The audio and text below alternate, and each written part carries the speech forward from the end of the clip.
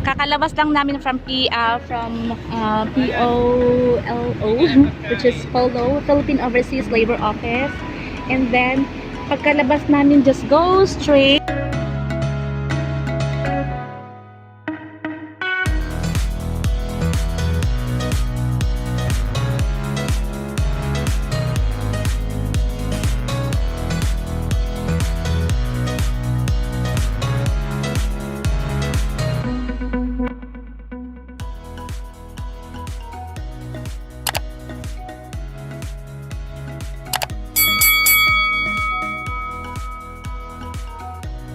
Hey guys! Welcome back to our channel! Ang tagal din namin hindi nakapag-upload. Eto ngayon, pupunta kami ng consulate to process my OEC and stamping of my documents. So, we will teach you, we'll tell you what's the steps, how to process stamping or OEC. Kasi uuwi ako ng Pinas by tomorrow! So, yung first step, lalabas ka ng bahay. Lalabas ka ng bahay, punta ka ng metro. Okay, let's go. Yung first step, huwag kalimutan, lumabas ng bahay. Pero hindi ka lalabas, hindi ka makakapuntan ko. Mainit guys, pero ibig lang yan. Kunin mo na yung paiwagan natin.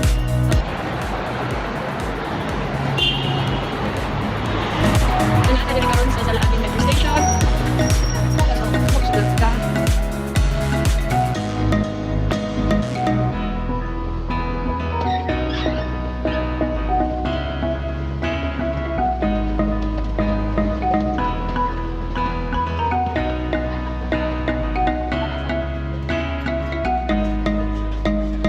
Okay, from Salabing, we will go to Green Line, which is ay, hindi pala. Oo nga.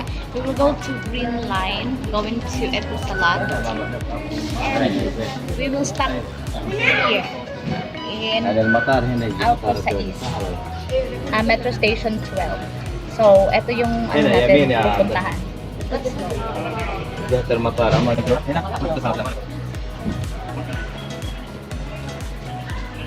Consulate is located at Alco Sais.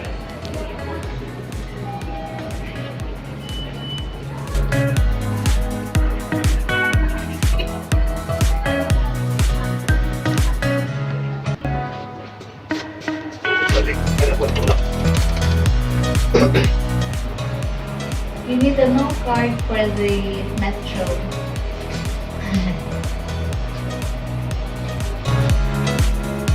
Doors opening at 4 na. Two trains in Pilar.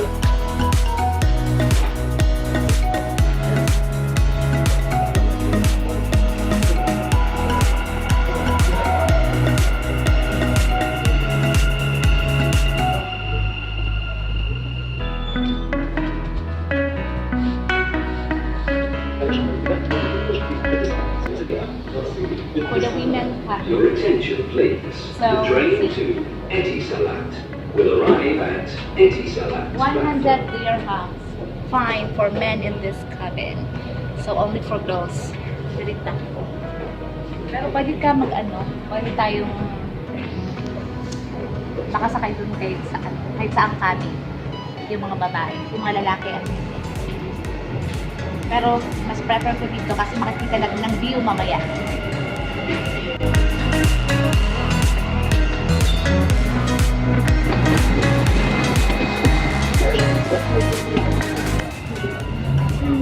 That's why I prefer to stay here in this cabin.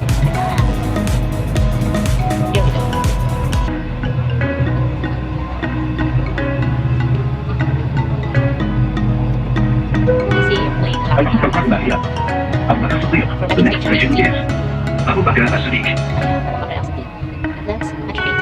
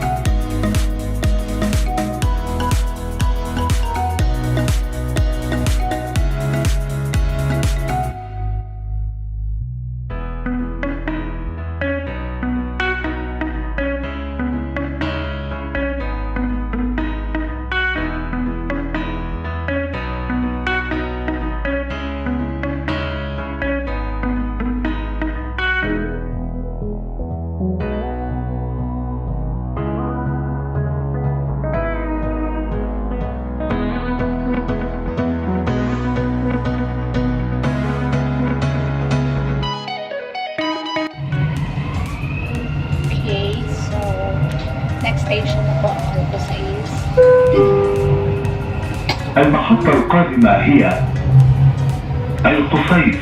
The next station is Alcusace. Green line po yan mga kanayan. Ito sinadya namin i-video para sa mga baguhan po na nandito sa Dubai. At least may idea kayo paano makapunta dun sa consulate. Pero today, since we've been here yesterday na nag-taxi kami and malapit lang pala. Ngayon ayoko muna mag-taxi, ayaw na mag-taxi kasi nga nasusuka ako. So, gagawin natin is kung gusto mo المحطة mag-taxi, القادمة هي mag-exit 1 ka po. Sa exit 1 القصيص. ka The lalabas. next Pero station ngayon, is lalabas kami sa exit Alcusace. 2 kasi nga maglalakad kami. Ayaw na rin mag-taxi at saka matraffic pa. Okay, this is the last station. Bababa na tayo.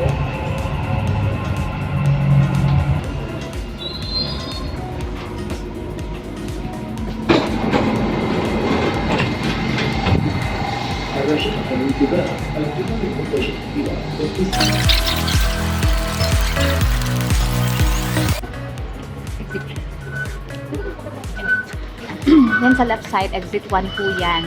Kung gusto nyo mag-taxi, dyan po kayo dadaan dito sa left. Ito. And then, since ayaw namin mag-taxi dito kami sa exit 2. Tara!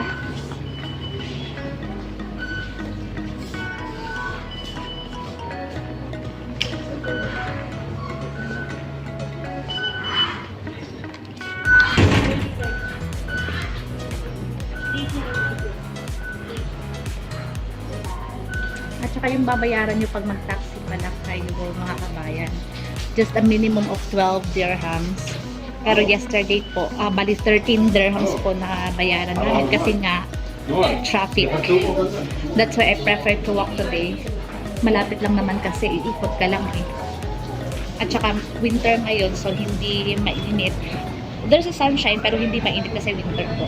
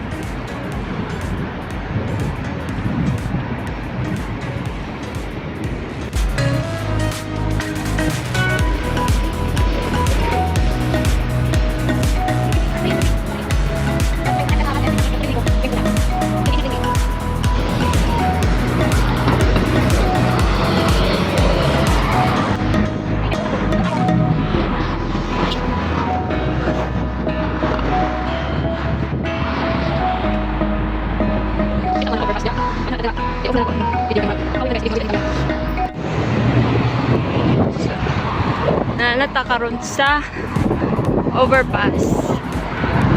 So, di man siya gusto maghagdan kaya di na niya kaya. Kay hangak na kayo.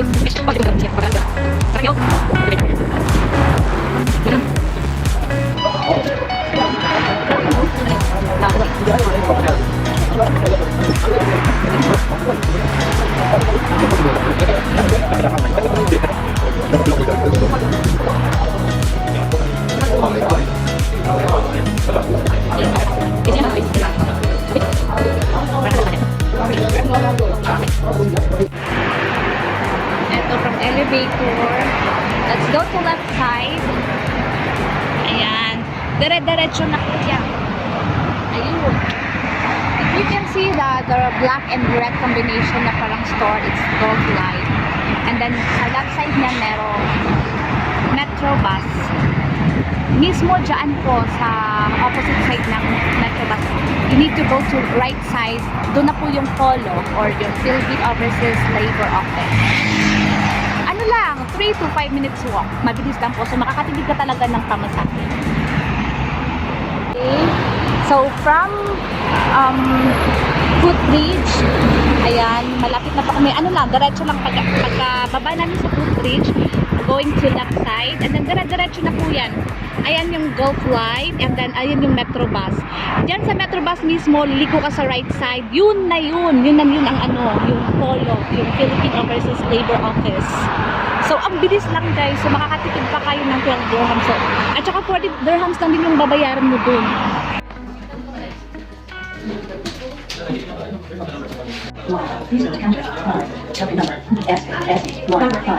Button for verification. Ito na. So, as long as you're complete now with your requirements, like, you should have 2 copies each. You have 2 labor contract copy. Ito yung labor contract. And then, you should have also, ito naka-stapler na pala lahat. Naka-staple na siya. And then, you need to have 2 copies of your passport as well as your visa. Yun lang po. Yun lang kailangan nila. Para hindi ka na pabalik-balik. And, don't forget your labor card. Pag wala ka naman nito, pwede ka nilang ipa-print, pwede ka dumiretso dito. Pipicturean mo sa kanila from their computer. Tapos i-print. Kakalabas lang namin from POLO, which is Polo, Philippine Overseas Labor Office. And then, pagkalabas namin, just go straight. Ayan, may ano na po dyan, may bus station mismo in front of the office. Eto, makikita mo yan yung bus station mismo. As in, pagkalabas nyo po ay, so para hindi kayo maligaw, better na eto na lang po yung ano, dumiretso na lang po kayo dito para isang lakad lang. Okay. And ang bilis lang guys, like, and I only pay 40 dirhams. I thought it's more than 100.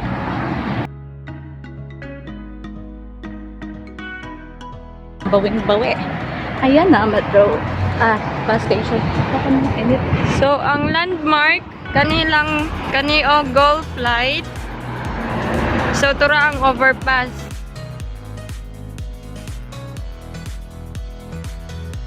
From overpass to So, here. diretso na, straight ka na, papunta dito sa ano. Eto, ay ano namin Straight ha, ka from lang. overpass, pag galing ka doon. Dumiretso ka lang.